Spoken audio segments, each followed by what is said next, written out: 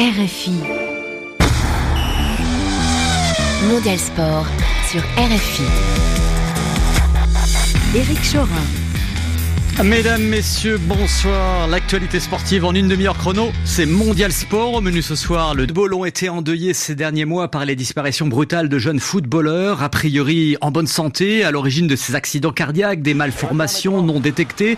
Si le souvenir du décès de Marc-Vivien Foé en 2003 a marqué les esprits, les infrastructures sportives sont loin d'être toutes équipées de défibrillateurs. Quant aux gestes de premier secours, ils sont souvent ignorés. Pour enseigner les gestes qui sauvent, l'association Sarcelles Santé Football organisait aujourd'hui un tournoi mêlant match de gala et démonstration de massage cardiaque. Jean-Clément Martin Borella s'y est rendu. Si vous sentez comme si un marteau frappe dans votre poitrine, c'est pas normal, c'est une palpitation et il faut arrêter. C'est ce qu'on appelle les alertes. Beaucoup de sportifs n'écoutent pas les alertes.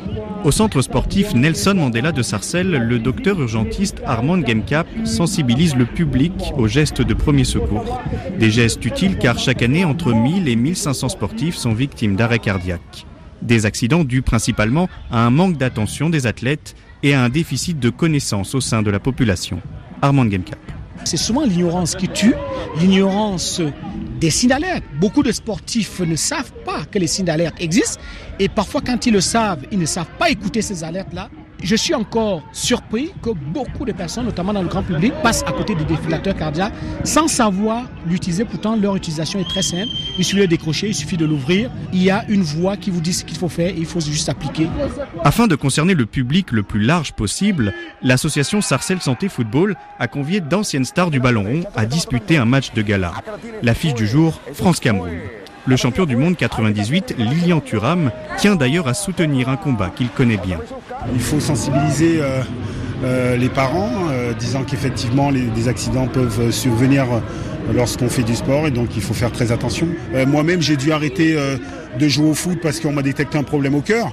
Moi, la première fois où j'ai dû faire vraiment des examens très très poussés, c'est parce que mon frère est décédé d'un problème cardiaque.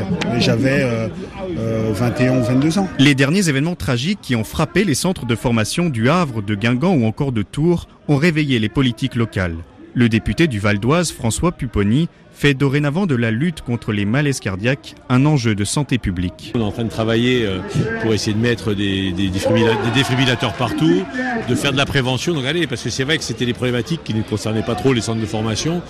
Parce qu'on considérait que c'était des athlètes, des sportifs accomplis, et qu'il fallait les surveiller, il fallait les visites médicales. Mais je pense que les derniers événements démontrent qu'il faut être beaucoup plus attentif. Et puis je répète, nous par exemple, on était assez défaillants en termes de défibrillateurs parce que ça permet de sauver des vies. Et donc on est en train justement de mettre en place toute une stratégie et un plan. Alors on va multiplier les structures comme ça et les formations pour les éducateurs aussi. En attendant, sur la pelouse, ce sont les Camerounais qui se sont imposés face à la France. Tout là-haut, Marc-Vivien Foé a dû apprécier. Merci pour ce beau sujet à Jean-Clément Martin Borella pour sa première dans Mondial Sport, émission réalisée aujourd'hui par Boris Vichit. On se retrouve demain pour l'édition dominicale de Mondial Sport. Il sera pas là, Boris. Une émission, ça lui suffit.